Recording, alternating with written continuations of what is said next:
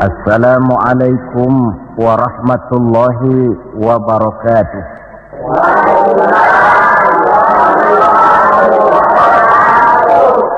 Alhamdulillahilladzi asra bi'abdihi laylan minal masjidil haram ilal masjidil aqsa.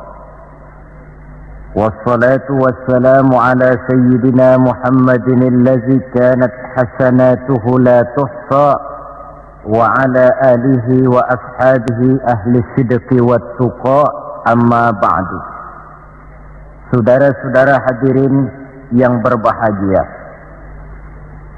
manusia ini hidup dalam 3 dimensi waktu: masa lalu, masa sekarang, dan masa yang akan datang. Masa lalu katanya adalah kenangan. Masa sekarang adalah kenyataan, dan masa yang akan datang adalah harapan, impian, khayalan, atau cita-cita. Orang yang baik sesungguhnya adalah orang yang pandai mengambil pelajaran dari masa lalu untuk dapat menentukan sikap pada hari ini dan sekaligus merencanakan hari yang akan datang. Sehingga hari ini harus lebih baik daripada kemarin, dan besok harus lebih baik daripada hari sekarang ini. Dalam konteksnya dengan itulah kita pada pertemuan kali ini akan membicarakan tentang hikmah Isra dan Mi'raj. Satu peristiwa masa lampau yang tetap tidak kehilangan relevansinya untuk kita jadikan pelajaran bagi kita yang hidup di penghujung abad ke-20 ini. Kalau kita perhatikan, hampir setiap bulan dalam Islam ini mempunyai nilai-nilai sejarah. Kalau kita bicara Muharram misalnya, kita diingatkan dengan peristiwa hijrah. Kita bicara Ramadan, diingatkan dengan peristiwa nuzulul Quran. Kita bicara bulan Zulhijjah, diingatkan dengan peristiwa kurban. Kita bicara bulan Syawal, diingatkan dengan Idul Fitri. Kita bicara bulan Rabiul Awal, diingatkan dengan Maulid Nabi. Dan kalau kita bicara bulan Rajab, kita diingatkan kepada peristiwa Isra dan Mi'raj.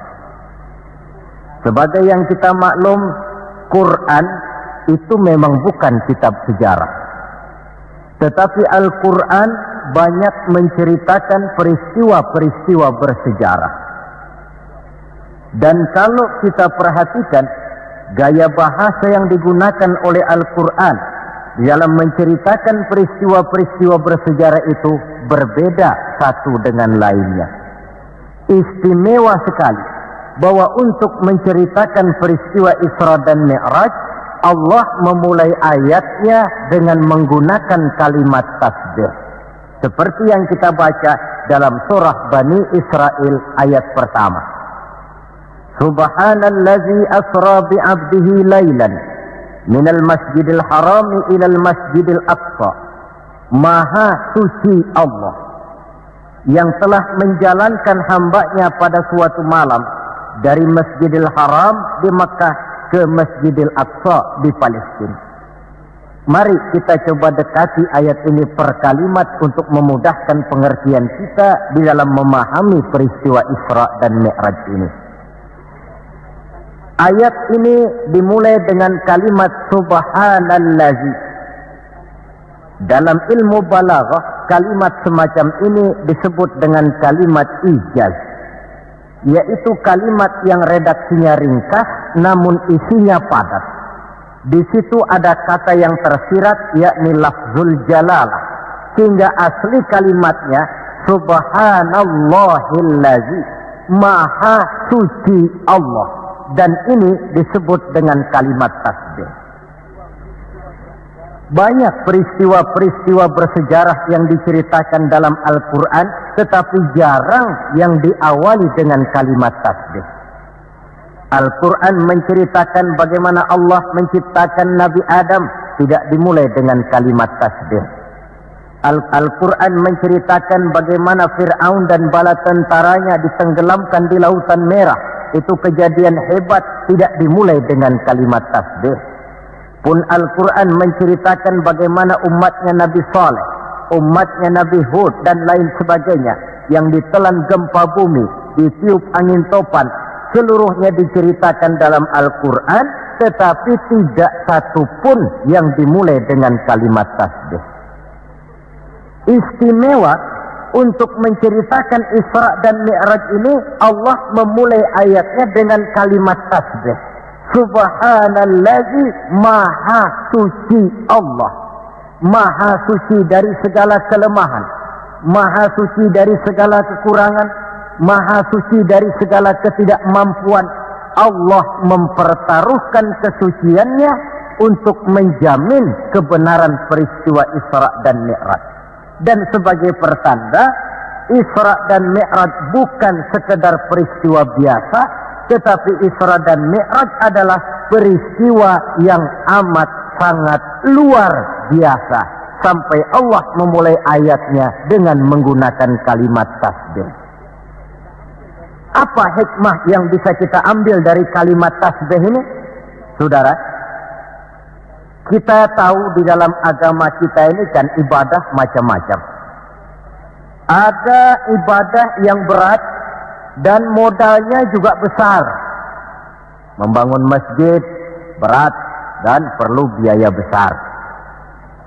Melaksanakan ibadah haji berat dan perlu biaya besar menurut umumnya ukuran ekonomi bangsa kita.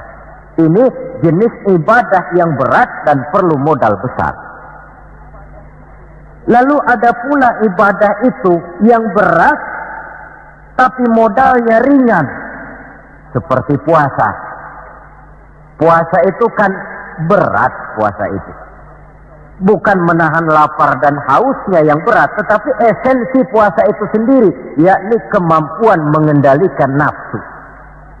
Kita ini kan kalau sedang puasa, lapar sih tahan, tapi marah kadang-kadang nggak tahan.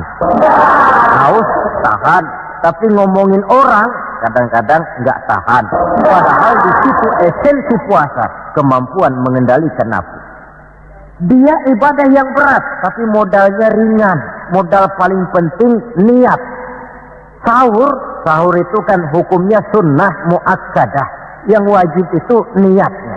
Ini jenis ibadah yang berat tapi modalnya ringan. Lalu ada pula ibadah itu yang ringan, modalnya pun ringan. Agama menyebutnya dengan kalimatut thayyibah. Ucapan-ucapan yang baik yang banyak diajarkan oleh agama kita. Bertemu teman, assalamualaikum, ibadah. Memulai pekerjaan, bismillahirrahmanirrahim, ibadah. Melihat sesuatu yang hebat, masya Allah. Melihat sesuatu yang luar biasa, subhanallah. Terkejut, astagfirullah. Mendapat nikmat, alhamdulillah. Terkena musibah, inna lillah wa inna ilaihi raji'un. Ibadah dengan modal yang ringan berupa mengucapkan kata-kata yang baik yang banyak diajarkan oleh agama kita. Ini kan ringan. Orang tidak perlu syarat toharoh, orang tidak punya wudhu itu istighfar boleh. Tidak punya wudhu itu baca sholawat boleh, membiasakan ucapan-ucapan yang baik di dalam kehidupan. Itu hikmah yang kita ambil dari kalimat subhanallah. Kalimat selanjutnya asra. Maha suci Allah yang telah menjalankan. Asal kalimat asra ini sara yasiru. Lalu dibentuk dalam bentuk majhul menjadi asra yusri isra'an. Maha suci Allah yang telah menjalankan. Segera nampak dari ayatnya, saudara-saudara, bahwa dalam peristiwa Isra dan Mi'raj itu yang aktif sebenarnya Allah. Nabi pasif. Allah yang menjalankan, Nabi yang dijalankan. Orang dijalanin tentu terima beres, namanya juga dijalanin.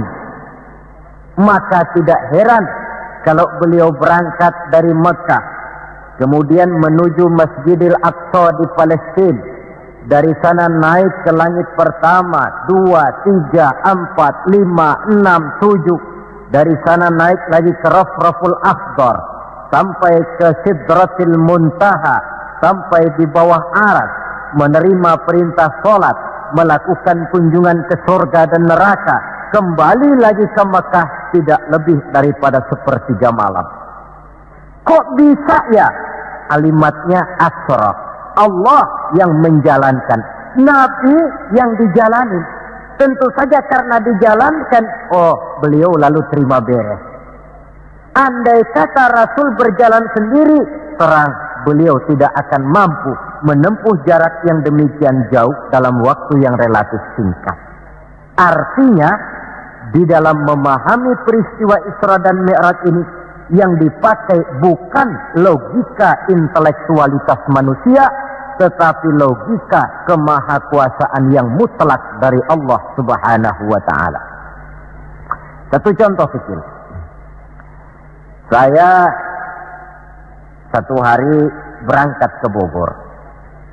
Jam 9 saya berangkat dari rumah, ambil baju di lemari, saya pakai, berangkatlah saya ke Bogor. Saya tidak tahu kalau di kantong baju saya ada semutnya. Saya pun berangkat ke Bogor. Jam 10 sampai di Bogor, 10:30 urusan selesai, kembali lagi ke rumah, 11:30 sudah sampai di rumah. Baju saya buka, saya gantung kembali di lemari, semutnya keluar dari kantong, cerita sama teman-temannya. Saudara-saudara bangsa semut, percayalah saya baru saja pulang dari Bogor. Kata temannya, jam berapa kau berangkat? Tadi jam 9. Lalu 11:30 sudah sampai lagi di sini. Iya. Temannya yang berpikir menurut logika semut, mana mungkin percaya, tentu akan berkata, bagaimana mungkin mut? Badanmu begitu kecil, jalanmu begitu lambat, masa ke Bayoran Bogor jam 9 berangkat, 11:30 sudah pulang lagi? Temannya tidak tahu, semut bukan jalan sendiri, tapi nyempeng di kantong saya. Dahulunya Abu Jahal, Abu Lahab, dan abu-abu lainnya, itu mikirnya pakai logika manusia. Ya jelas toh, peristiwa ini tidak akan bisa dicernakkan oleh logika. Karena itu kalau sedikit orang mau merenungi ayatnya, tidak terlalu sulit memahami Isra dan Mi'raj. Dia kehendak Allah, bukan kehendaknya Rasulullah Sallallahu Alaihi Wasallam. Ini kalimat Asra. Kemudian kalimat bi'abdihi, Maha suci Allah yang telah menjalankan hambanya. Kenapa kok Allah memakai kalimat tidak langsung? Kan lebih enak saja kalau Allah bilang misalnya, Subhanallazi asra bi Muhammad, Maha suci Allah yang telah menjalankan Muhammad. Begitu saja, kenapa sih? Kenapa harus pakai bi'abdihi, Maha suci Allah yang telah menjalankan hambanya? Pakai kata-kata hamba. Apa maksudnya? Nah, di dalam kalimat hamba ada dua data.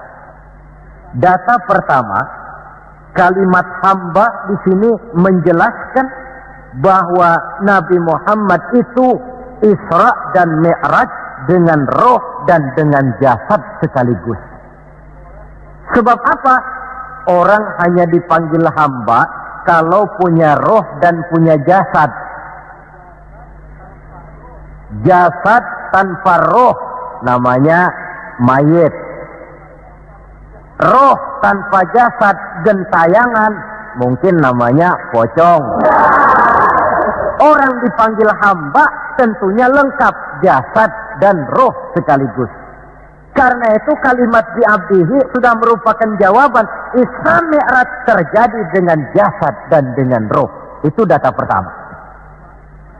Data yang kedua, kalimat bi'abdihi ini menjelaskan bahwa Nabi Muhammad itu oleh Allah benar-benar telah diakui sebagai hambanya.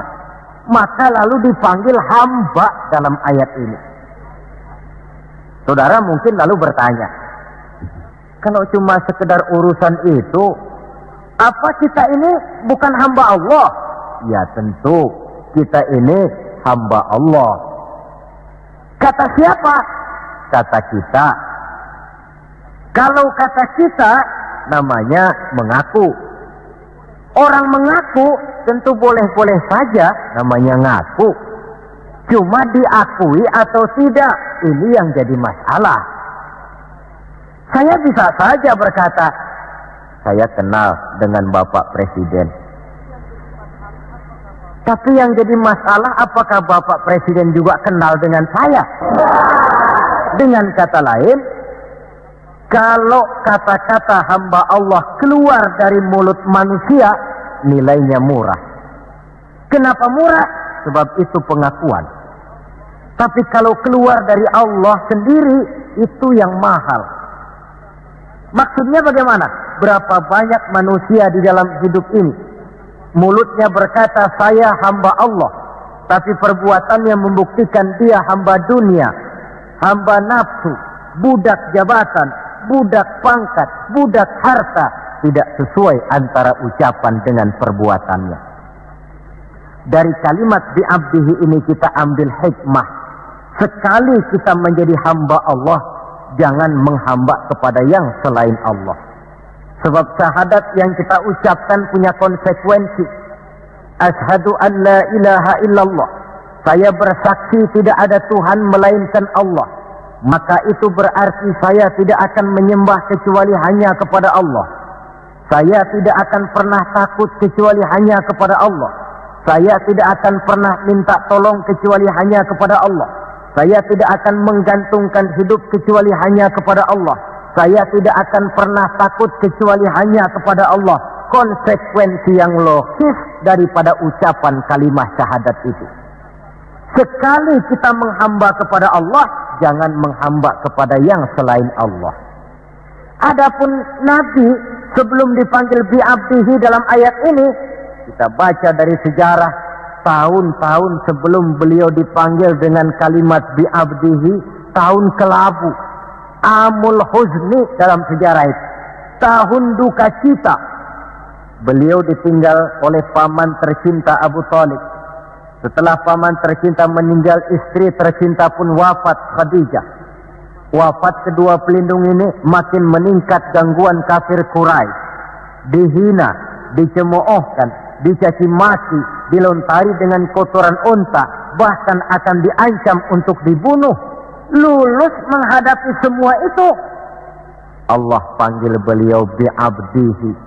Seolah-olah Allah mengatakan, Muhammad itu betul-betul hambaku, tidak bergeser nilai kehambaannya apapun yang menimpa dia. Saudara hadirin yang saya hormati, ini kalimat bi'abdihi. Jadi dari sini kita bisa memahami Isra yang merupakan perjalanan Nabi dari Masjidil Haram hingga ke Masjidil Aqsa, dan Mi'raj yang naiknya Nabi dari Masjidil Aqsa menghadap Allah semata-mata merupakan peristiwa yang terjadi menurut apa maunya Allah. Nah, kemudian apa tujuan daripada Isra dan Mi'raj itu? Hakikatnya cuma Allah yang tahu tentu. Namun kalau kita lihat di penghujung ayatnya, kita akan menemukan kalimat linuriyahu min ayatina. Keseluruhan perjalanan yang ajaib itu, sejak berangkat sampai kembali, tujuannya linuriyahu min ayatina, untuk kami perlihatkan kepada Nabi Muhammad itu sebagian kecil daripada tanda-tanda kebesaran kami, untuk disampaikan kepada umatnya dan kemudian menjadi pelajaran di dalam mengarungi kehidupan. Seluruh perjalanan yang dilihat oleh Nabi, seluruh pemandangan yang ditemui di dalam perjalanan itu merupakan sebagian kecil dari tanda-tanda kebesaran Allah. Dan itu merupakan tampil contoh pelajaran buat kita yang hidup di zaman sekarang ini. Misalnya di dalam perjalanan Rasul melihat ada orang mencakar-cakar mukanya dengan kukunya sendiri. Beliau bertanya, ya Jibril, itu orang macam apa? Jibril yang waktu itu bertindak sebagai bodyguard menjelaskan, Muhammad, itulah contoh daripada umatmu, orang-orang yang suka memburuk-burukan saudaranya sendiri. Ditampilkan bagaikan orang yang mencakar mukanya sendiri. Sebab muslim ini bersaudara seperti satu tubuh. Jikalau yang satu sakit, yang lain akan ikut merasakan sakit. Jikalau satu terinjak, yang lain merasakan akibatnya. Ibu jari tersandung batu, mulut akan berkata aduh, air mata akan keluar, kepala mungkin akan ikut pusing, dan itu refleks tanpa harus menunggu undangan. Orang yang memburuk-burukan saudaranya sendiri, hakikatnya mencakar mukanya sendiri. Bak kata pepatah, menepuk air di dulang, terpercik muka sendiri. Lalu beliau melihat pula ada orang dipotong lidahnya. Kata malaikat Jibril, Muhammad, itu tamsil daripada umatmu, orang-orang yang suka mengumpat, para pembuat fitnah, tukang bikin gosip dan menjelek-jelekan orang lain. Maka lidahnya akan dipotong sedemikian rupa. Lalu beliau melihat pula dalam perjalanan ada orang memikul kayu. Sudah cukup berat, rengkek-rengkek dia membawa beban yang cukup berat itu. Anehnya malah beban yang sudah cukup berat itu bukan dikurangi, malah ditambahi. Makin berat, makin ditambah, makin berat, makin ditambah.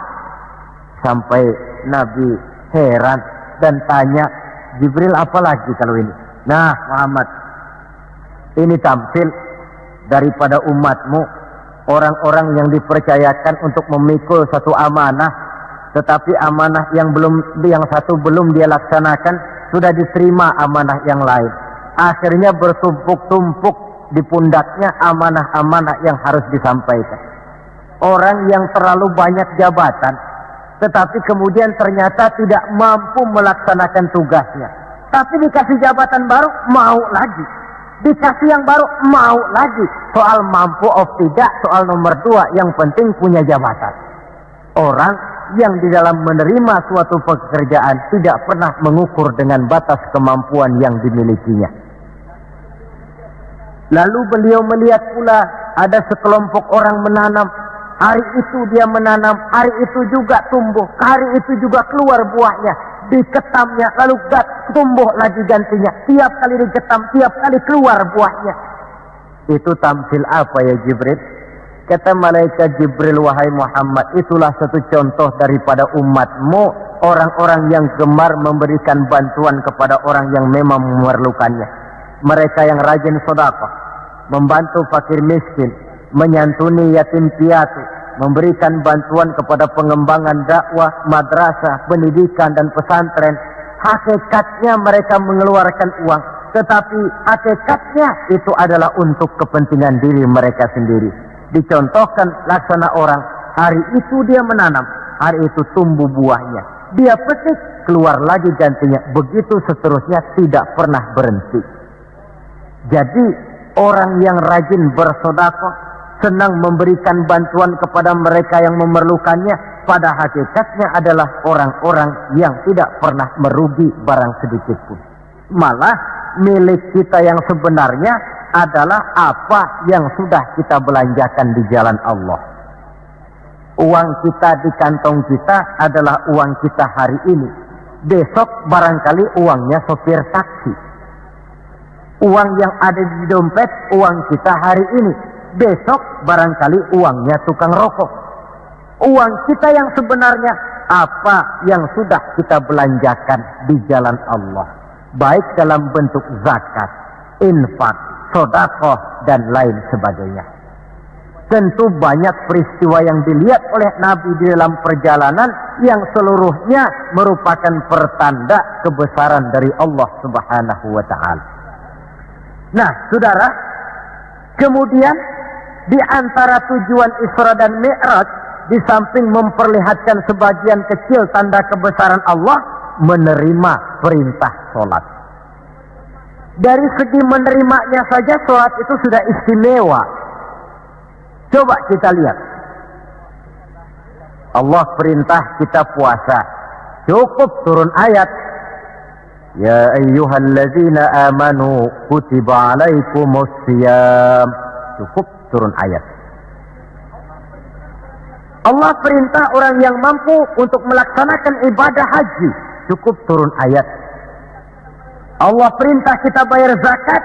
Cukup turun ayat. Tapi Allah perintah kita sholat. Tidak cukup cuma sekedar turun ayat. Nabinya langsung dipanggil. Dari segi ini saja, sholat itu sudah istimewa.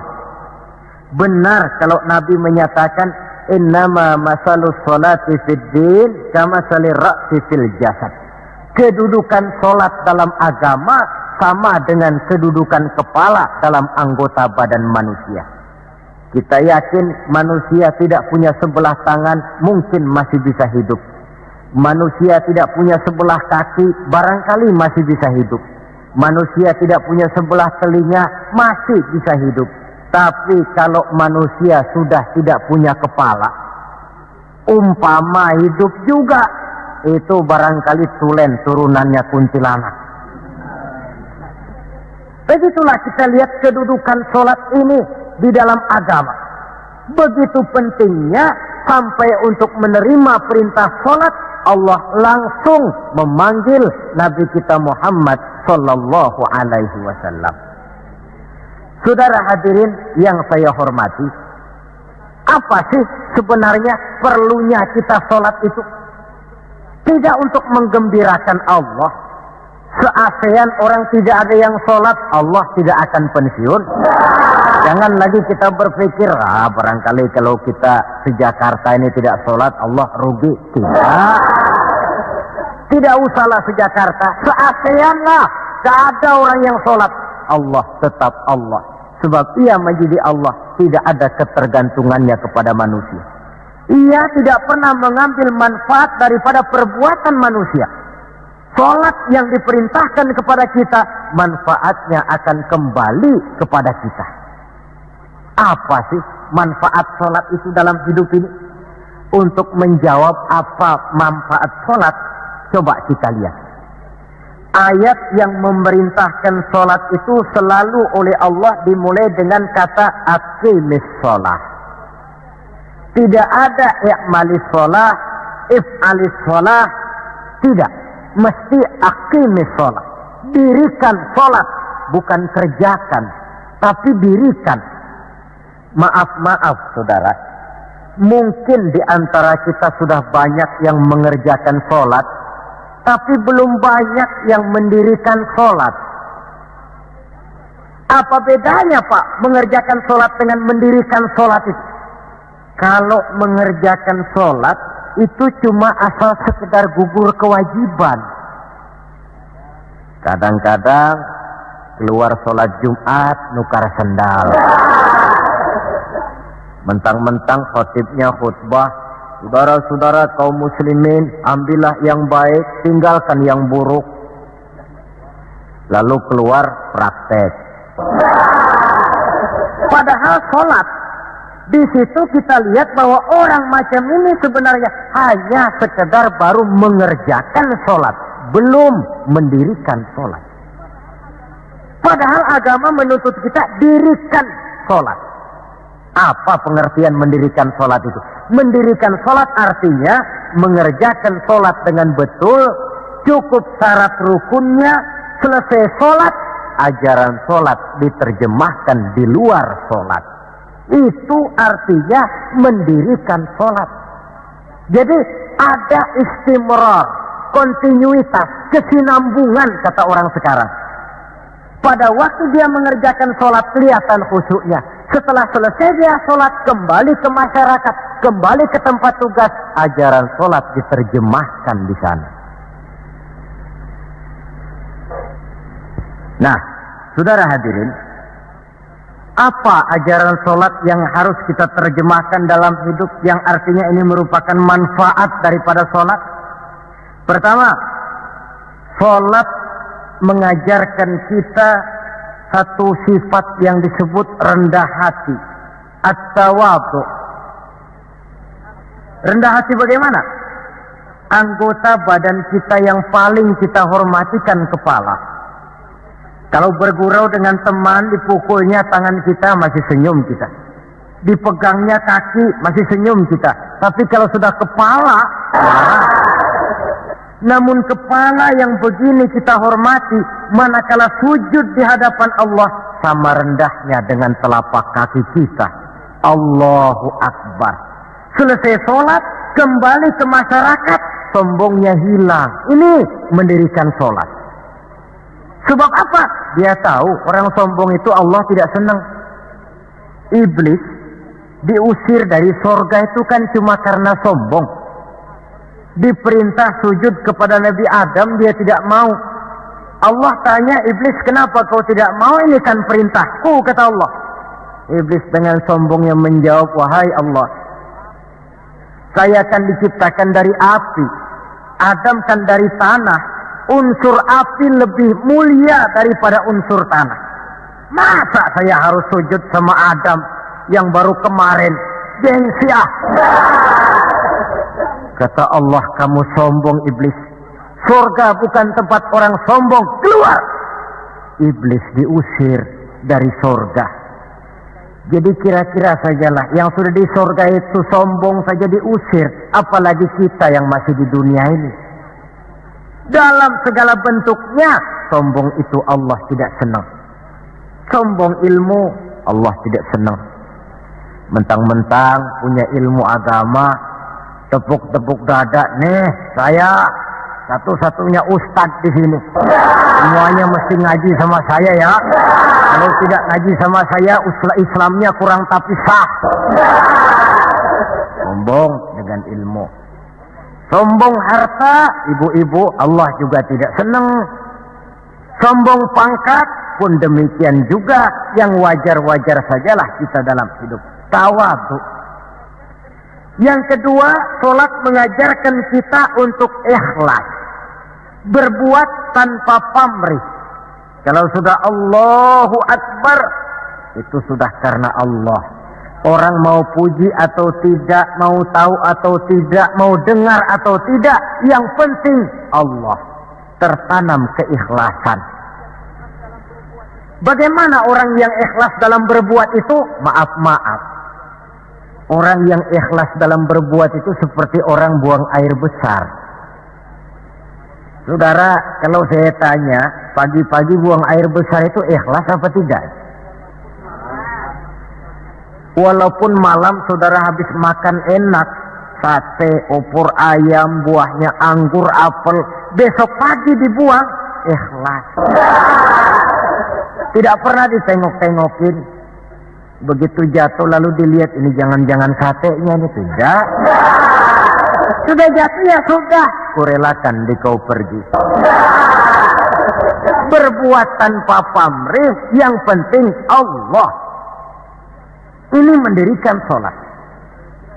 Yang ketiga, ini saya kira yang banyak dicari orang sekarang. Sholat itu memberikan ketenangan dalam hidup. Ketenangan bagaimana?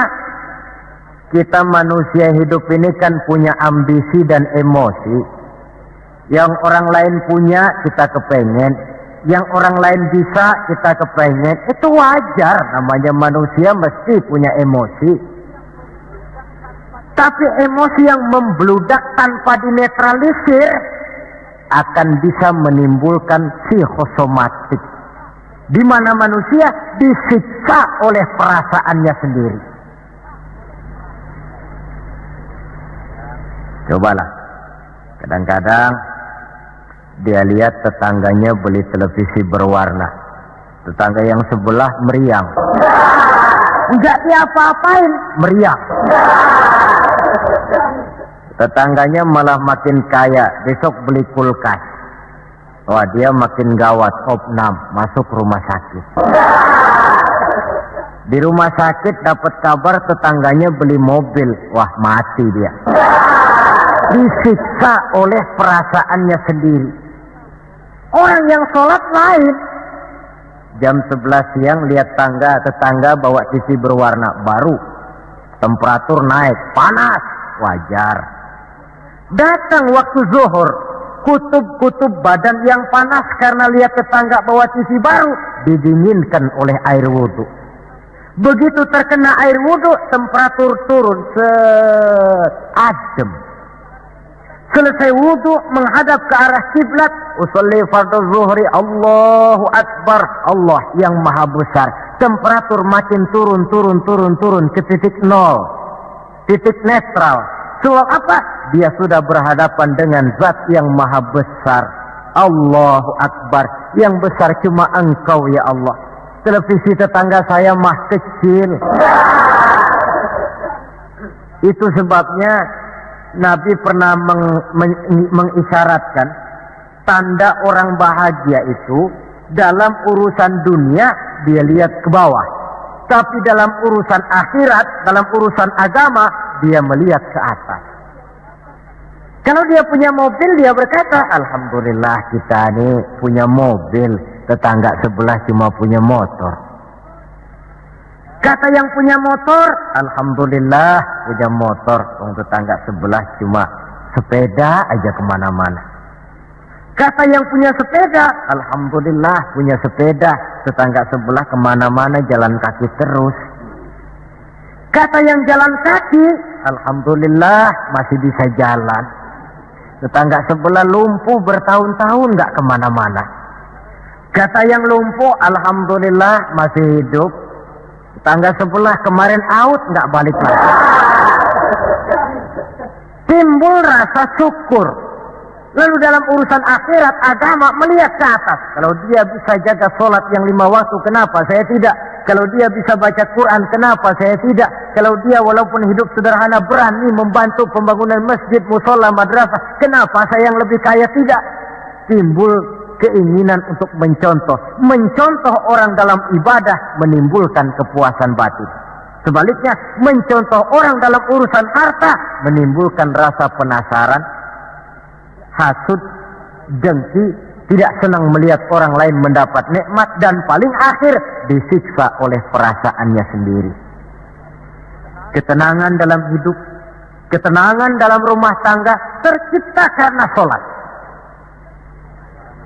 Cobalah, kalau seorang istri, suami ahli sholat, istrinya sholat, jam 4 bangun, dibangunkan istrinya, bu, mari sudah menjelang subuh, ayolah kita ambil air wudhu berangkat. Selesai dia ambil air wudhu, dia sunnah qobliyahnya 2 rakaat. Kalau dekat ke musola masjid, jamaah ke musola masjid. Kalau jauh, jamaah di rumah. Nikmat rumah tangga muslim itu. Si suami jadi imam, istri jadi makmum. Suami takbir, istri takbir. Suami ruku, istri ruku. Suami sujud, istri sujud. Selesai sholat, assalamualaikum warahmatullah, assalamualaikum warahmatullah. Si istri mencium tangan suaminya, bang, kalau tadi siang banyak dosa saya, maafkan bang. Nikmat rumah tangga muslim tercipta karena sholat. Suatu hari bertengkar, jang ceng cong hang heng hong, ribut suami. Datang waktu zuhur, kata suaminya, bu, waktu zuhur sudah datang. Pertempuran kita hentikan sebentar. Gencatan senjata mulai. Ayo kita sholat. Ayo kau jadi imam lah. Suami jadi imam, istri jadi makmum. Biar monyong-monyong dikit, sholat. Sholat, assalamualaikum warahmatullah, assalamualaikum warahmatullah. Si suami menoleh ke belakang. Bu, kalau memang masih penasaran, terusin yuk.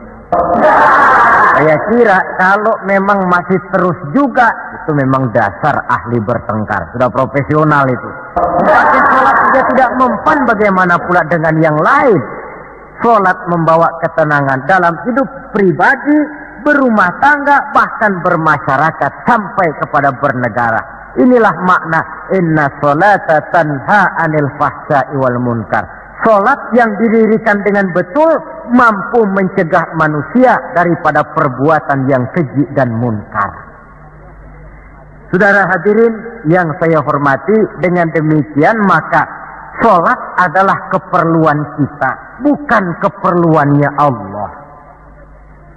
Dan waktunya sudah diukur sedemikian rupa. Coba lihat, antara subuh dengan zuhur itu intervalnya panjang. Sebab apa? Allah juga tahu di situ jam-jam sibuk.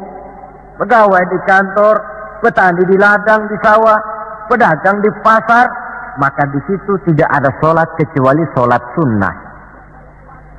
Bekerja kita dari pagi sampai siang sampai udara panas, timbul stres. Datang refreshing, istirahatlah, jangan diforsir, ademi dengan wudu, lalu sholat zuhur. Selesai sholat zuhur, kembali lagi ke tempat tugas. Antara zuhur dengan asar, intervalnya lebih pendek. Sebab apa? Dalam udara panas, kerja cepat melelahkan. Maghrib dengan isya, intervalnya lebih pendek lagi. Sebab apa? Sudah masuk malam, sebagian besar kejahatan justru terjadi pada waktu malam. Antara isya dengan subuh, intervalnya memang panjang. Tapi di sana ada terminal kontrol cadangan yang disebut tahajud, hajat, dan sebagainya. Terminal-terminal kontrol cadangan untuk menjaga stabilitas temperatur batin manusia. Jadi dengan demikian, kalau diabaikan, kerugian untuk manusia sendiri. Sebab hakikatnya Allah tidak pernah mengambil manfaat daripada amal dan perbuatan manusia itu. Nah, saudara-saudara, dari uraian yang singkat ini kita ambil beberapa kesimpulan. Pertama, Isra dan Mi'raj adalah maunya Allah. Kita manusia punya kemauan, Allah juga punya kemauan. Kalau kemauan kita sesuai dengan kemauan Allah, tentu jadi. Kalau tidak, ya tidak. Maunya Allah yang jadi, bukan maunya kita. Nah, agar mau kita dimaui Allah, caranya bagaimana? Mudah saja. Ikuti apa maunya Allah, nanti dia ikuti maunya kita. Dekati Allah, nanti dia dekat dengan kita. Kalau dekat, fasilitas tentu dikasih. Kalau kita dekat sama lurah saja kadang-kadang dapat fasilitas kan. Dekat dengan orang-orang tertentu bisa mendapat fasilitas. Dekat dengan Allah, demikian juga adanya. Sarana komunikasi yang paling efektif untuk mendekati Allah, sholat adanya. Yang kedua, seluruh kejadian dalam alam hanya bisa terjadi karena dua proses. Pertama yang disebut proses kauniyah, yaitu seluruh kejadian yang terikat oleh hukum kausal, hukum sebab akibat. Kalau begini, mesti begitu. Kejadian seperti ini bisa diperhitungkan, dapat diperkirakan, dan bisa dianalisa. Tapi ada kejadian lain yang disebut proses rabbaniyah. Kejadian yang terjadi menurut apa maunya Allah dan tidak tunduk kepada manusia, kepada hukum kausal. Contoh, kalau ada anak kecil, logika kita akan lalu mikir, ini ada anak kecil, mesti ada bapaknya, mesti ada ibunya. Ibu bapak sebab anak akibat, itu proses kausal. Tapi kalau Allah yang mau, tidak mesti. Nabi Adam, ibu tidak ada, bapak tidak ada, Allah mau jadi. Tidak bisa diselidiki secara eksakt. Bagaimana ya proses terjadinya Nabi Adam secara antropologi budaya? Buntu. Nabi Isa, ibu ada, bapak tidak ada, Allah mau jadi. Tidak bisa diselidiki secara medis. Bagaimana ya menurut ilmu kedokteran, kok Siti Maryam bisa hamil padahal dia tidak punya suami? Mukjizat. Maryam hamil tanpa suami, Allah yang mau. Cuma tentu agak kita sesalkan bahwa di zaman sekarang ini rupanya banyak juga perempuan-perempuan tidak mau kalah dengan Siti Maryam ini. Ini barangkali termasuk mukjizat abad 20. Saudara-saudara, otoritas intelektual perlu, tapi tidak bisa mentargetkan. Beberapa tahun yang lalu, Direktorat Vulkanologi itu sibuk mengawasi 2 buah gunung berapi yang dianggap bahaya kelas 1 dan setiap saat bisa meletus. Sore, pagi, siang, malam diawasi. Merapi di Jawa Tengah, dan Anak Krakatau di Selat Sunda. Apa yang kemudian terjadi? Yang diawasi tenang-tenang saja, yang tidak diawasi malah batuk-batuk, galunggung. Begitu galunggung meletus, komentar macam-macam. Kata Direktorat Vulkanologi, oh itu kan gejala alamiah, gejala alamiah. Kata yang seniman, oh itu karena alam sudah bosan bersahabat dengan manusia. Macam-macamlah komentar. Tapi satu hal yang jelas, otoritas intelektual manusia itu harus sadar akan kelemahan keterbatasannya. Janganlah karena terlalu memuja otak sampai kita lupa kepada yang bikin otak. Sebab bagaimanapun jeniusnya otak manusia, yang bikin otak tentu lebih jenius lagi. Kita kagum dengan otak manusia, tapi kadang-kadang kita lupa dengan sang pembuat otak. Isra Mi'raj proses Rabbaniyah. Allah yang mau, bukan Nabi Muhammad yang mau. Api, kalau menurut kita kan api itu panas, membakar. Kalau menurut Allah tidak, api itu netral. Netral bagaimana? Terserah maunya Allah. Kalau dia mau api panas, ya panas. Kalau tidak, ya tidak. Panas dan tidaknya bukan untuk manusia, bukan untuk Allah, tetapi untuk manusia. Maka Nabi Ibrahim pada waktu oleh Raja Namrus dilempar ke kobaran api yang menggunung, seujung rambut pun dia tidak terbakar. Sebab apa? Ketika dia hampir jatuh ke dalam api, Allah berkata kepada api, ya naru kuni bardan wa salaman ala Ibrahim. Hai api, dirilah kamu, selamatkan Ibrahim. Api tunduk kepada maunya Allah, seujung rambut pun Nabi Ibrahim tidak terbakar, malah kedinginan di tengah kobaran api. Kasus macam ini tidak bisa diselidiki secara eksakt. Bagaimana kok Nabi Ibrahim itu nggak kebakaran di dalam api? Oh, barangkali baca ayat itu tuh yang tadi itu. Saudara boleh coba. Bacalah, ya narukuni bardan wa salaman alaya. Masuk saudara ke dalam api, insya Allah mateng. Kalau potongan kita, sebab yang kita mau itu belum tentu Allah mau. Kalau yang kita mau Allah mau, tentu jadi. Kalau tidak, tidak. Isra Mi'raj sekali lagi, peristiwa Rabbaniyah dan bukan peristiwa kauniyah. Logika di dalam memahaminya bukan logika intelektual, tetapi logika kemahakuasaan yang mutlak dari Allah Subhanahu wa ta'ala. Yang ketiga, marilah kita berusaha agar setiap gerak hidup dalam dunia ini bernilai ibadah. Sekurang-kurangnya berupa ucapan-ucapan yang baik.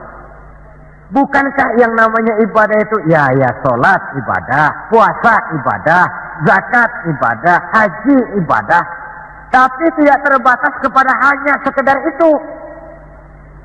Membangun rumah sakit, membangun sekolah, membangun panti asuhan yatim piatu, itu keseluruhannya merupakan ibadah.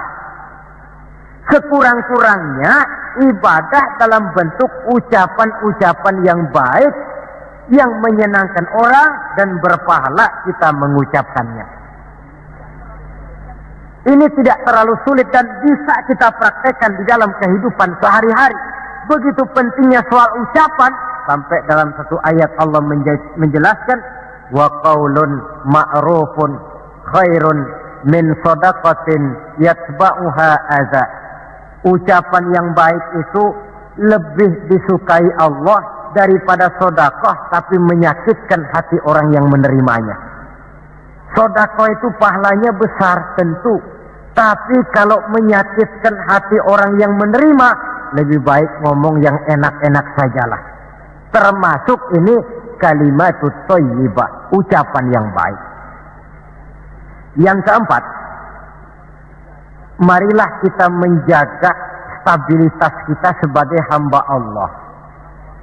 Miskin hamba Allah. Jadi orang kaya tetap hamba Allah. Orang biasa hamba Allah. punya pangkat, jabatan, kedudukan, tetap hamba Allah. Dalam keadaan bagaimanapun posisi kita, nilai kehambaan jangan bergeser adanya. Yang kelima, Isra Mi'raj sesungguhnya merupakan batu ujian. Setelah terjadi peristiwa Isra Mi'raj, kelihatan mana yang loyang, mana yang emas, mana yang batu kerikil, mana yang mutiara dan intan.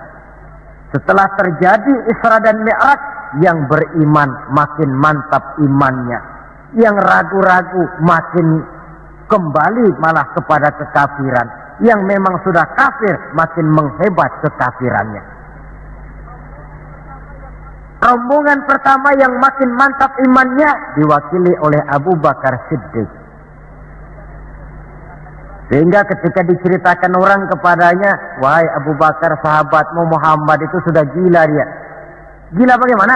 Masa dia cerita katanya tadi malam dia dari Masjidil Aqsa, lalu sekarang sudah ada di Mekah lagi. Betul dia cerita macam itu? Betul. Saudara, kalau memang Muhammad yang cerita macam itu, jangankan cuma sekedar sampai Masjidil Aqsa di Palestina, lebih daripada itu pun kalau dia yang memang betul cerita, saya percaya. Makin mantap. Yang ragu-ragu malah ada yang kembali kepada kekufuran. Yang kafir malah makin menghebat kekafirannya. Maka Isra Mi'raj merupakan ujian bagi umat untuk menyaring, merupakan filter mana umat Nabi yang benar-benar yakin dengan iman, dan mana yang setengah-setengah, dan mana yang murtad, kemudian mana yang ingkar dan kafir. Oleh karena itu, hakikatnya kejadian apapun yang kita alami dalam hidup hendaklah berlaku seperti Nabi Sulaiman alaihi salam. Diberikan beliau kekuasaan, diberikan pengetahuan, diberikan harta yang banyak. Atas semua itu beliau hanya berkata, "Hadza min fadli Rabbi liyabluwani aashkuru am akfur."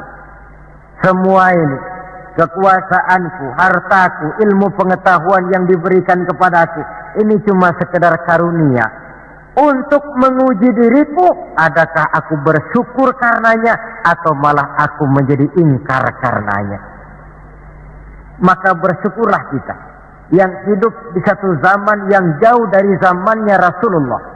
Kita belum pernah berjumpa dengan beliau, belum pernah mendengar suara beliau, tidak melihat gerak langkah di perjalanan beliau.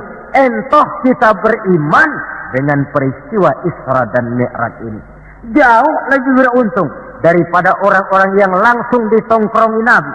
Mereka melihat wajah Nabi, mendengar Nabi membaca wahyu, melihat mukjizat, tetapi mereka tidak juga mau beriman. Nilai-nilai iman ini kalau tidak kita pelihara dan kita syukuri, akan bisa bergeser, ditelan oleh segala macam godaan dan cobaan yang kita hadapi di dalam perjalanan hidup ini. Saudara-saudara hadirin yang saya hormati, dengan begitu maka Isra dan Mi'raj dengan segala kejadian yang ada di dalamnya sekali lagi merupakan bukti kemahakuasaan yang mutlak dari Allah dan kelemahan serta keterbatasan dari kemampuan yang dimiliki oleh manusia. Membicarakan Isra dan Mi'raj artinya bercermin di dalam perjalanan yang luar biasa itu. Bercermin apa? Bahwa pengetahuan manusia, taruhlah dia sudah melanglang buana ke ruang angkasa, tapi masih terbatas kepada alam yang fisika, dan itu pun sedikit sekali. Belum dia menyeberang ke alam metafisika. Kekayaannya, apalah artinya kekayaan manusia ini? Jabatan barangkali, kita semua sadar bahwa pangkat yang paling tinggi sebenarnya kan pensiun. Titel yang paling akhir tidak lain adalah almarhum. Setiap kita akan berjalan ke arah itu, sehingga tidak terkena apa yang diingatkan Allah. Kalla innal insana la yatgha ar-ra'ahu istaghna.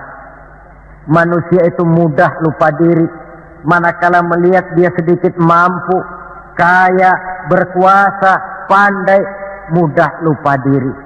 Cobalah lihat Berapa banyak orang-orang yang tadinya sudah adil, berjuang menegakkan keadilan, namun di tengah jalan dia bisa berbalik meluncur menjadi orang yang justru menginjak-injak keadilan itu sendiri. Berapa banyak orang-orang yang tadinya sudah benar, berjuang menegakkan kebenaran, atau sekurang-kurangnya berniat untuk membela kebenaran, tapi di tengah jalan dia bisa berbalik menjadi orang yang justru hanya mau benar sendirian, walaupun tidak benar bagi orang lain. Wa idza massal insana durru da'ana li janbihi aw qa'idan aw qa'ima falamma kashafna anhu durrahu marra ka'an lam yad'una ila durrin massahu. Kalau manusia ditimpa kesulitan, dia bermohon kepada Allah supaya dihilangkan kesulitan, baik pada waktu berdiri, sambil berbaring, sambil tidur. Manakala kesulitan sudah dihilangkan, marra ka'an lam yad'una ila durrin massahu, dia pun berjalan dengan sombongnya, seolah-olah belum pernah minta tolong kepada Allah. Ini kecenderungan manusia. Itulah sebabnya yang terakhir sekali dari pembicaraan kita kali ini, puncak kebahagiaan seorang muslim tidak lain adalah bertemu Allah. Bagaimanapun nikmatnya masuk surga, kalau diukur dengan bertemu Allah, masih jauh lebih nikmat bertemu Allah. Nabi di puncak perjalanan Mi'raj bertemu Allah, tapi pertemuan itu diawali dengan berbagai macam cobaan, ujian, fitnahan, sampai kepada ancaman akan dibunuh. Paling akhir beliau mendapat perkenan bertemu Allah, puncak kebahagiaan hidup yang belum pernah diberikan kepada seorang pun manusia, baik sebelum atau sesudah beliau. Jadi begitulah seperti pepatah bilang, habis gelap mesti terbit terang. Inna ma'al usri yusra. Di balik segala kesulitan itu, insya Allah akan menunggu kemudahan. Kesulitan adalah bagian daripada hidup, bukan untuk ditakuti, tetapi untuk dicarikan jalan keluar bagaimana pemecahannya. Saudara, inilah pembicaraan kita pada pertemuan ini. Walaupun selintas, mudah-mudahan bisa memberikan gambaran tentang Isra dan Mi'raj yang pada gilirannya akan memperkuat nilai-nilai keimanan kita dalam rangka melaksanakan apa yang diperintah Allah dan menjauhi apa yang dilarangnya. Terima kasih banyak atas perhatian saudara. Mohon maaf atas segala kekurangan. Usikum wa iyaya bitaqwallah. Wassalamualaikum warahmatullahi wabarakatuh.